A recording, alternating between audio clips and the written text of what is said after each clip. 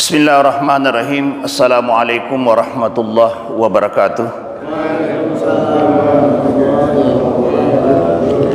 Alhamdulillah. Alhamdulillahilladzi nahmaduhu wa nasta'inuhu wa nastaghfiruh wa na'udzu min shururi anfusina wa min sayyiati a'malina may yahdihillahu fala mudhillalah wa may yudhlil fala hadiyalah. Asyhadu an la ilaha illallah wahdahu la syarika lah wa asyhadu anna Muhammadan abduhu wa rasuluh. Allahumma salli wa sallim wa barik ala sayyidina wa maulana Muhammadin wa ala alihi wa ashabihi ajmain. Subhanaka la ilma lana illa ma 'allamtana innaka antal alimul hakim. Rabbi syarah li sadri wa yassir li amri wa hulul 'uqdatam min lisani yafqahu qaul. Amma ba'd. Bapak-bapak dan saudara-saudara kaum muslimin dan muslimat jamaah subuh ke-29 rahimakumullah. Alhamdulillah, marilah kita kembali bersama-sama memanjatkan puji syukur kehadirat Ilahi Rabbi, di mana sampai detik ini alhamdulillah kita masih diberikan kesehatan, kesempatan, kekuatan, lebih-lebih petunjuk dan hidayah sehingga kita dapat hadir bersama-sama pada subuh ke-29 bulan suci Ramadan. Mudah-mudahan kita senantiasa diberikan itikat baik untuk selalu meningkatkan kualitas ibadah kita kepada Allah Subhanahu wa taala. Pada subuh hari ini diperkirakan saya akan tutup ceramah kami nanti. Sebelum saya melanjutkan isi ceramah saya selaku manusia biasa tidak luput dari kehilapan dan kekeliruan, dan saya sudah memaksimalkan menyampaikan ceramah saya sesuai kemampuan saya, tapi tidak menutup kemungkinan ada penyampaian yang kurang tepat, kurang pas, sehingga Bapak merasa tidak puas. Dan pada kesempatan ini saya selaku manusia untuk mohon maaf, dan saya berterima kasih Bapak-bapak dan saudara-saudara bisa menemani kami di sini selama 1 bulan penuh. Mudah-mudahan seluruh kegiatan kita selama bulan suci Ramadan ini dinilai sebagai amal ibadah dan diberikan pahala yang berlipat ganda. Tentu bulan Ramadan tidak sama di luar Ramadan. Kita tahu bahwa di bulan Ramadan ini setiap amal ibadah dibalas dengan pahala berlipat ganda. Setelah Ramadan tentu tidak seperti bulan Ramadan pahalanya, tetapi bukan berarti kita harus loyo, harus kendor, tidak, bahkan meningkat. Namanya Syawal itu adalah meningkat. Artinya selama 1 bulan penuh kita dilatih, digembleng untuk selalu hadir di masjid terutama subuh, melaksanakan salat berjamaah subuh dan mengikuti pengajian, maka lebih giatkan lagi. Apabila nanti setelah lebaran lalu kita ibadah semangat kita semakin menurun, berarti penggembalian kita selama 1 bulan penuh itu gagal. Jadi biasanya bagaimana? Biasanya paling tidak sama semangat kita di luar Ramadan, di dalam Ramadan, begitu juga di luar Ramadan. Saya katakan tadi bahwa jangan sampai setelah lebaran menurun. Nah, itu sangat menyedihkan. Kalau perlu ditingkatkan paling tidak sama semangat kita pada bulan Ramadan atau juga di luar Ramadan. Selalu kita meningkatkan amal ibadah kita kepada Allah Subhanahu wa taala. Baik, judulnya pesan setelah Ramadan pergi. Nah ini Pak, judulnya pesan setelah Ramadan pergi. Andai Ramadan bisa berpesan kepada kita, maka inilah kira-kira yang akan disampaikannya. Pesan pertama, setelah aku pergi, jangan kau lupakan aku. Puasa, karena jika Allah menghendaki, niscaya aku akan datang kembali menghampirimu selama 6 hari di bulan Syawal. Jadi setelah aku pergi, jangan kau lupakan aku, karena jika Allah menghendaki, niscaya aku akan datang kembali menghampirimu tahun 1446 Hijriah. Tuh. Kemudian 6 hari di bulan Syawal itu tiada lain agar aku dan kamu senantiasa dekat. Aku akan lebih dekat lagi ketika kau melaksanakan puasa Senin Kamis atau puasa Ayyamul Ba'id 13, 14, 15 setiap bulan Qamariyah. Jadi ada puasa istimewa. Yang pertama nanti setelah Syawal ada puasa 6 hari. Sunatkan pahalanya seperti puasa 1 tahun penuh. Yang kedua adalah puasa Senin Kamis. Senin Kamis. Yang ketiga, dalam 1 bulan itu ada puasa sunnah yang namanya puasa Ayyamul Ba'id, yaitu 13, 14, 15 setiap bulan Qamariyah. Kemudian puasa Arafah 9 Zulhijjah. Bahkan Rasulullah sallallahu alaihi wasallam menganjurkan untuk melaksanakan puasa Nabi Daud. Wah, ini luar biasa nih Pak. Sehari berpuasa, sehari berbuka. Itu semua tidak lain agar kalian selalu mengingatku, sehingga aku pasti menunggumu di pintu Ar-Rayyan, pintu khusus bagi orang-orang yang berpuasa. Nanti di akhirat banyak pintu-pintu di surga. Ada pintu Al-Jihad, yang berhak masuk hanya orang-orang pernah berjihad di jalan Allah. Ada pintu sedekah, ada pintu salat berjamaah, ada pintu haji, ada pintu umrah, dan ada pintu-pintu lain, termasuk ada pintu Ar-Rayyan. Ar-Rayyan ini hanya bisa masuk orang-orang yang melaksanakan ibadah puasa. Yang tidak berpuasa tidak pernah masuk, Bapak dan saudara-saudara. Jadi katakan di sini,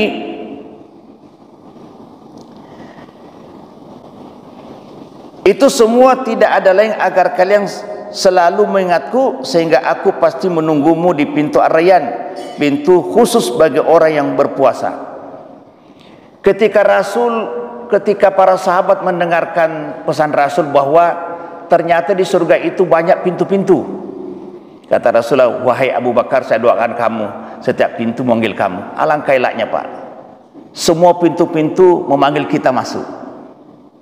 Pintu salat berjamaah, pintu sedekah, pintu haji umrah, pintu berpuasa Senin Kamis, pintu jihad. Tapi alangkah celakanya orang kalau tidak ada pintu pun yang memanggil kita. Kenapa demikian? Waktu di dunia tidak pernah kita melaksanakan kebajikan, sehingga tidak ada nama tertulis di setiap pintu. Masya Allah.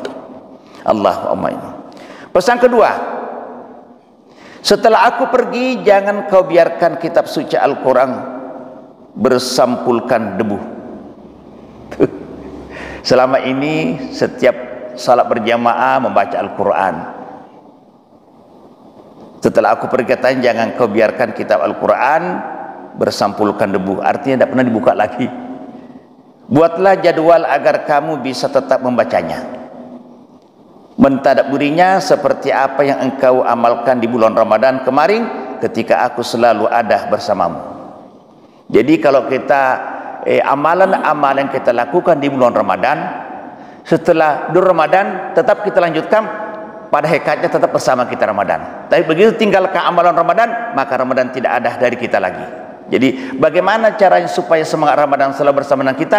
Lanjutkan amal di Ramadan, di dalam Ramadan, lanjutkan amalan di Ramadan setelah Ramadan meninggalkan kita.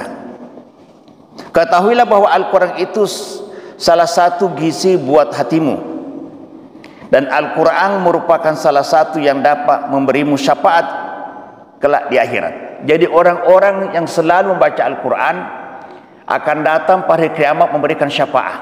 Iqra'ul Quran ya'ti yaumil qiyamati syafa'an li ashabihi.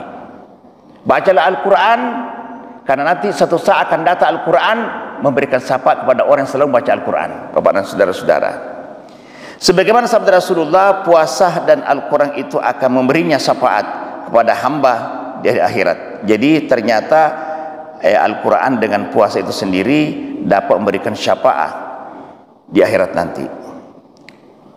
Puasa akan berkata, ya Rabb, aku telah menghalanginya dari makan syahwat, maka perkenankanlah aku puasa memberikan syafaat untuknya. Sedangkan Al-Quran akan berkata, ya Rabb, aku kelak menghalanginya dari tidur malam hari, maka perkenankanlah aku memberinya syafaat untuk membacanya. Maka Allah Ta'ala memperkenankan keduanya memberikan syafaat. Hadis riwayat Imam Ahmad dan At-Tabrani. Pesan ketiga, setelah aku pergi jangan kau tinggalkan salat malam. Nah ini Pak, jadi biasanya itu kalau bulan puasa, sebelum kita makan sahur kita mandi dulu. Setelah mandi melaksanakan salat-salat sunat termasuk salat tahajud, lalu kemudian kita makan sahur. Kita disuruh untuk mentahirkan makan sahur. Kenapa? Supaya tidak ada kesempatan tidak salat berjamaah. Itulah sebabnya Rasul bahwa disunatkan mengakhirkan makan sahur. Dekatkan makan sahur dengan masuknya waktu agar kamu bisa salat berjamaah. Cobalah Bapak jam 3 makan sahur, pasti tidur, akhirnya tertidur tidak ke masjid. Itulah, jadi Rasul sudah memperhitungkan semuanya. Jadi setelah aku pergi jangan kau tinggalkan salat malam, qiyamul lail, walaupun kalian hanya sanggup melakukan beberapa rakaat saja. Sungguh salat malam itu mampu mendekatmu kepada Allah Subhanahu wa taala. Jadi ketika kita bangun jam 4, masih ada 30 menit sebelum masuk waktu, masih bisa kita salat tahajud. Tuh. Tapi upayakan Bapak-bapak mandi dulu. Mandi dulu memberikan kesegaran. Menurut ilmu kesehatan, ketika mandi subuh itu, begitu air dingin menyebar di tubuh kita, maka darah akan mengalir di seluruh tubuh kita, membuat kita fit dan sehat. Nah, Bapak dan saudara-saudara, jadi besok kalau Bapak merasa berat jam 2, jam 3 melaksanakan salat tahajud, cukup jam 4 bangun. Setelah jam 4 bangun masih ada waktu kira-kira 20 menit sebelum masuk waktu, masih ada waktu untuk bisa melaksanakan salat tahajud. 2 rakaat atau 4 rakaat, ya aja pendek lah, yang penting 4 rakaat. Kalau zaman Rasul itu memang Rasul karena sepertiga malam itu dihitungkan jam 1, jam 3, jam 4 terakhir. Yang paling mantap jam 1, tapi itu berat. Tapi kalau memang sudah terbiasa akan mudah melaksanakan salat tahajud. Allah bisa karena biasa. Jadi itu. Jadi pesannya bahwa setelah aku pergi jangan kau tinggalkan salat malam, qiyamul lail, walaupun kalian hanya sanggup melakukan beberapa rakaat saja. Sungguh salat malam itu mampu mendekatmu kepada Allah Subhanahu wa taala terhadap haliknya. Pesan keempat, setelah aku pergi jangan kau tinggalkan kebaikan-kebaikan yang sudah kamu lakukan di saat aku dan di sisimu. Banyak kebaikan-kebaikan kita lakukan selama bulan Ramadan. Sering kita membawa kue ke masjid, sering kita bersedekah, sering berimpat dan segala macam amal-amal ibadah kita. Jadi ketahuilah bahwasanya Allah senantiasa mencintai satu amalan kebaikan yang dilakukan tanpa henti walaupun sedikit. Jadi amal yang paling disukai Allah Subhanahu wa taala amal sedikit tapi berkesinambungan. Itu habbu ilallah amali wa in kallah. Amal yang paling disukai Allah amal yang berkesinambungan walaupun sedikit. Contohnya, setiap kita selesai salat maghrib kita baca qul huwallah 1 kali, Al-Falaq 1 kali, An-Nas 1 kali. Tapi rutin selama hidup kita. Itu lebih afdal daripada membaca ngarukan 1 juz tapi setahun dah. Nah itu. Jadi Allah tidak menginginkan banyak amal, biar sedikit, yang penting berkesinambungan. Itu. Jadi ketahuilah bahwasanya Allah senantiasa mencintai satu amalan kebaikan yang dilakukan tanpa henti walaupun sedikit. Sebagaimana sebuah hadis dari Aisyah radhiyallahu anha, beliau mengatakan bahwa amalan yang paling dicintai Allah Ta'ala amalan yang kontinu walaupun itu sedikit. Itu sudah tadi pesankan. Kemudian pesan kelima, saat aku pergi, duhai kekasihku muslimah, jangan kau lepaskan kembali jilbabmu. Berarti ini bagi perempuan. Jangan kau lepaskan kembali jilbabmu, karena di situ kehormatan dan kemuliaanmu terjaga. Jangan kau memakainya karena aku Ramadan, tapi pakailah ia karena Allah yang memerintahkan kalian wahai musliman. Jadi kalau anak-anak kita selama bulan puasa sering pakai jilbab, tetap dilanjutkan. Kan di situ ada kehormatan dari Allah Subhanahu wa taala. Kemudian pesan terakhir di sini, kun rabbini Allah takun ramadana.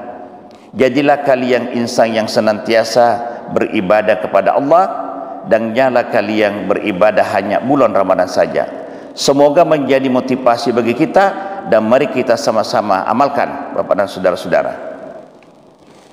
Jadi ada satu sebelum saya menutup ceramah kami ini, ada amalan yang dilakukan. Kalau amalan ini dilakukan, diberikan kemudahan Allah Subhanahu wa taala dalam urusan kita.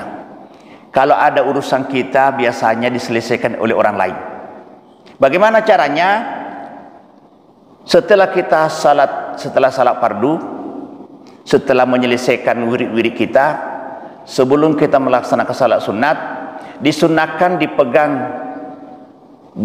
perut sebelah kiri, lalu kita membaca Alam Nasr 3 kali, kemudian membaca Kulhu 3 kali, lalu kita membaca Rabbi syarah li sadri wa yassir li amri wa hlul 'uqdatam min lisani yafqahu 3 kali, lalu dibaca Rabbi yassir wa la tu'assir, Rabbi yassir wa la tu'assir 3 kali. Insyaallah maka seluruh urusan kita dimudahkan Allah. Bahkan ada urusan kita, orang lain yang menyelesaikan. Saya begini, ada bapak punya urusan di Jambi. Ternyata orang Jambi itu menyelesaikan urusan kita. Begitu sampai selesai, Bapak dan saudara-saudara. Jadi itu pertama tadi adalah setelah menyelesaikan wirid-wirid setelah salat fardu, sebelum kita salat sunat, dipegang perut sebelah kiri, baca Alam Nasr 3 kali, kemudian baca 3 kali Qul huwallahu ahad, kemudian Rabbi syarah li sampai akhir 3 kali, lalu kita ditambah Rabbi yassir wa la tu'assir 3 kali. Insyaallah seluruh urusan kita dimudahkan Allah Subhanahu wa taala. Kemudian ada 4 waktu yang harus diperhatikan.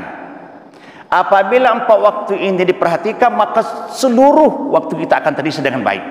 Pertama, jagalah waktu sebelum terbun azan subuh. Jadi jagalah waktumu sebelum azan subuh. Artinya apa? Melaksanakan salat tahajud. Tuh. Yang kedua, jagalah waktumu setelah salat subuh sampai terbit matahari. Artinya setelah kita salat subuh itu disunahkan untuk berzikir sampai terbit matahari. Setelah 10 menit setelah terbit matahari itu ada salat sunnah namanya syuruk. Syuruk artinya masuk awal duha. Masa waktu duha pertama itu setelah 10 menit setelah terbit fajar, ada sunnahnya namanya isyraq. Dan siapa melaksanakan salat sunnah isyraq itu pahalanya seperti pahala haji dan umrah, sempurna. Bagaimana caranya? Setelah 10 menit terbit matahari, seperti salat biasa, usalli sunatul isra rakaatin lillahi ta'ala, sengaja aku salat isra karena Allah. Setelah Fatihah disunahkan baca wadduha. Tuh. Rakaat kedua setelah Fatihah adalah disunahkan baca Alam Nasrah. Itu 2 rakaat saja, Pak. Setelah itu berdoa kepada Allah Subhanahu wa taala. Jadi siapa yang melakukan salat isyraq 2 rakaat setelah terbit matahari, diberikan pahala sama pahalanya haji dan umrah, sempurna. Tapi ini berat, Pak. Berat. Makanya pahalanya seperti umrah. Karena Nabi Allah memberikan pahala sesuai dengan kondisi beratnya amal. Al ajru ala qadri masyaqqah. semakin berat tingkat kesukaran suatu ibadah, semakin banyak pahalanya. Nah, selancar nyata setelah salat subuh itu berat, Pak. Bukan gampang, tapi bagi orang yang sudah terbiasa, sudah merasa nyaman, menikmati setelah salat subuh, duduk mengaji, berzikir, iktikaf. Begitu terbit fajar 10 menit setelah terbit matahari melaksanakan salat sunat, sudah menjadi kebiasaan, maka mudah baginya. Alah, itu jangan. Kemudian tadi pertama adalah jaga waktumu sebelum azan subuh, kemudian bermanfaatkan waktunya setelah salat subuh sampai terbit matahari, kemudian sebelum sebelum maghrib. Sebelum maghrib itu 10 menit sebelum maghrib ada surah-surah yang dibaca oleh para ulama. Disunahkan membaca Asy-Syamsu wa duhaha, kemudian wal-lail yang saya gesaha, kemudian Al-Falaq dan An-Nas. Siapa yang mengamalkan membaca surah Asy-Syamsu wa duhaha, dilanjutkan dengan wal-laili idza gesaha, kemudian Al-Falaq, An-Nas sebelum terbit matahari, maka dimudahkan rezekinya. Dibakar rezekinya, Pak, Bapak dan saudara-saudara. Jadi memang ada amalan-amalan khusus. Saya melihat waktu di Madinah kemarin, waktu melaksanakan ibadah haji, itu para orang-orang jamaah di Madinah itu orang-orang penduduk asli. Begitu dia masuk jam 5 sore, maka dia berhenti untuk mengaji, dia berdoa kepada Allah Subhanahu wa taala. Karena waktu sore, apalagi sore Jumat itu sangat mustajab doa. Jadi kita bagi laki-laki setelah salat Jumat, sebelum bergerak tempat duduk, disunahkan membaca 3 kali doa. Ada doa dibaca 3 kali sebelum kita bangkit dari tempat duduk setelah salat Jumat. Siapa yang membaca doa itu, maka Allah akan memudahkan seluruh rezekinya, Bapak dan saudara-saudara. Jadi memang tentu ada amalan-amalan yang harus kita lakukan dalam rangka untuk memudahkan hidup ini, Bapak dan saudara. Jadi kenapa ulama menyampaikan seperti itu? Karena dia sudah merasakan bagaimana efek dampak daripada amalan-amalan tersebut. Seperti tadi, sebelum terbitnya matahari kira-kira 10 menit atau 7 menit membaca Asy-Syamsu wa duhaha wal-laili idza ghasaha sampai akhir, kemudian Al-Falaq dan An-Nas. Dan siapa mengamalkan itu, insya Allah dimudahkan segala urusan dan dimudahkan rezekinya, Bapak dan saudara-saudara. Barangkali masih ada 10 menit. Kemudian ada lagi amalan-amalan yang bisa kita rutinkan. Ada salat sunnah setelah salat maghrib 6 rakaat, namanya salat sunnah awabin. Siapa yang melakukan salat sunat awabin 6 rakaat ini, maka diberikan pahala seperti beramal 12 tahun, Bapak dan saudara-saudara. Yang sering dilakukan Bapak Imam kita kalau setelah maghrib itu ada 6 rakaat, namanya surat awabin, salat awabin. Jadi setelah maghrib itu bukan waktu untuk ngaji, tapi waktu untuk melaksanakan salat 6 rakaat, namanya salat awabin. Nanti setelah ada sisanya baru kita ngaji. Tuh. Nanti buka di internet tata cara pelaksanaan salat sunnah awabin, nanti dijelaskan di situ, Pak.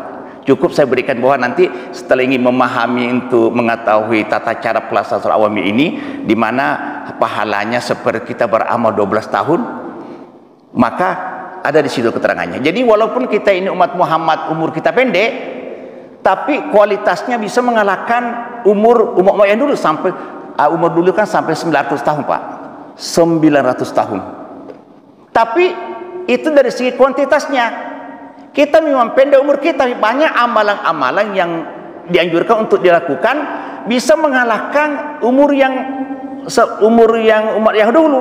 Contohnya tadi malam Lailatul Qadri, seperti tadi melaksanakan salat sunnah awabin. Siapa melaksanakan salat awabin 1 kali sama pahalanya dengan 12 tahun pahalanya. Jadi kalau 50 tahun umur kita tetap kita rutinkan melaksanakan salat awabin, berapa persentase kualitas umur kita itu? Jadi walaupun kita dari segi dahriahnya umur kita pendek, tapi kalau melaksanakan anjuran-anjuran Rasulullah, bisa mengalahkan kualitas umur yang seperti umat yang dahulu, Bapak. Jadi itulah pesan yang jangan rutinkan salat berjamaah, karena salat berjamaah itu banyak pahalanya. Apalagi Bapak sudah berwudu pergi ke masjid, siapa yang ingin melaksanakan salat berjamaah di masjid, ada 3 diberikan Allah. Pertama adalah setiap langkah 1 kebaikan, yang kedua diangkat derajatnya, yang ketiga menggugurkan 1 dosa. Jadi 3, Pak. Sekali kita beramal, maka 3 kita dapatkan.